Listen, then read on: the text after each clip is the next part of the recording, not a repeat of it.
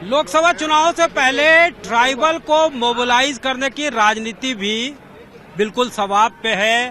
पूरे देश भर में लगभग 12 करोड़ आबादी है ट्राइबल्स की। मिजोरम में ये जनसंख्या है, टोटल पॉपुलेशन का 95% है। झारखंड में भी 26% से ज्यादा। छत्तीसगढ़ की बात करें तो वहां पे लगभग 32%। इसी तरह से मध्य प्रदेश में 21%।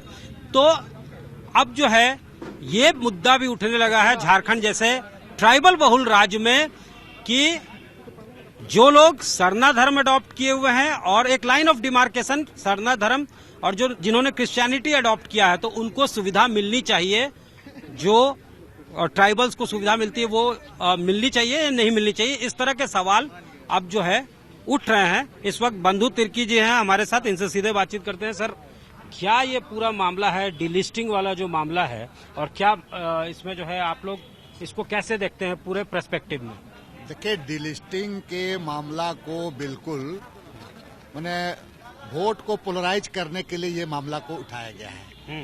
एक बात जान लीजिए कि किसी भी संविधान में किसी भी व्यक्ति को किसी धर्म को अपनाने का अधिकार है, प्रचार प्रसार का अधिकार है। अब एक चीज बताएं कि किसी का सिलेक्शन होता है नौकरी में तो धर्म के आधार पर होता है कि जाति के आधार पर होता है, अगर आरक्षण मिलता है तब।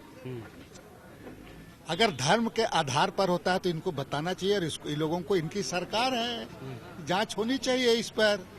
आप कहते हैं कि 80%, 90% मतांतरित लोग लेकर है, पूरा किया जा रहा है, तो क्या धर्म के आधार पर उनका ये हुआ है? क्या धर्म के आधार पर हुआ है?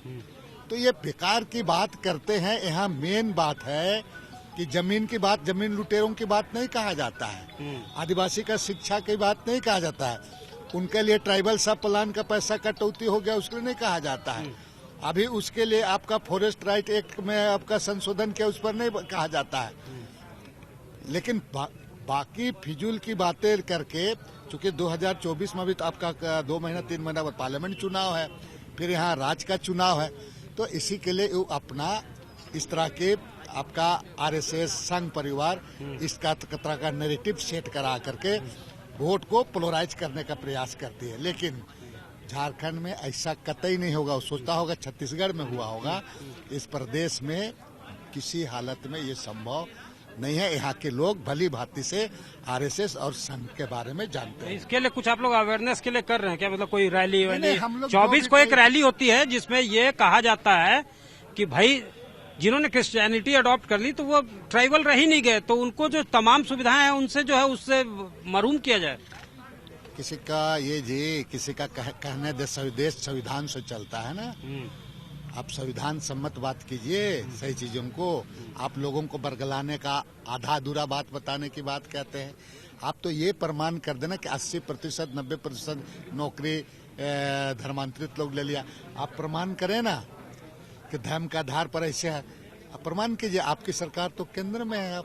आप सबसे पहले यहाँ सरना कोड आप क्यों नहीं कर रहे हैं? आप सरना कोड को परिभाषित करिए यहाँ पर। राज्य सरकार तो यहाँ से कैबिनेट से करा के भेज दिया है आपको, विधानसभा से करा करके। आप भी कहे थे कि हम करेंगे, आप उस मुद्दे को क्यों नहीं बोलते हैं? उस मुद्दों को क्यों नहीं उठाते हैं? रैली कर रहे हैं आप लोग? नहीं, बिल्कुल कहिए कैसे जन मुद्दे हैं अभी का सवाल समय में। तो रैली हम लोग नई बात थोड़ी है, रैली हम लोग करते ही रहते हैं। हम लोग रैली करेंगे और रैली करके जो राज्य के हालात है, किस तरह से लोगों को वोट का शिकार बनाने का काम कर रहे हैं, आहार बनाने का काम कर रहे हैं, ऐसी चीजों को लोगों को बताएंगे। धन्यवाद। बंधु तिर्की, इनका साफ तौर से कहना है कि धर्म के आधार पर बांटने की कोशिश की जा रही है। सिर्फ पोलराइजेशन जो है वो किया जा रहा है लोकसभा चुनाव से पहले, ताकि जो है एक लाइन ऑफ डिमार्केशन जो है आदिवासियों के बीच में भी एक स्प्लिट जो है वो ट्रिगर किया जा सके। ये इनका साफ तौर से मानना है। नौकरियां जो मिलती है वो कभी भी धर्म के आधार पर नहीं मिलती और धार्मिक स्वतंत्रता का अधिकार सबको है। तो ये आधार और ये नैरेटिव बिल्ड करने की जो कोशिश है वो उचित नहीं है, इनका साफ तौर से कहना है। कैमरामैन राकेश तिवारी के साथ सत्यजीत कुमार, रांची आज तक।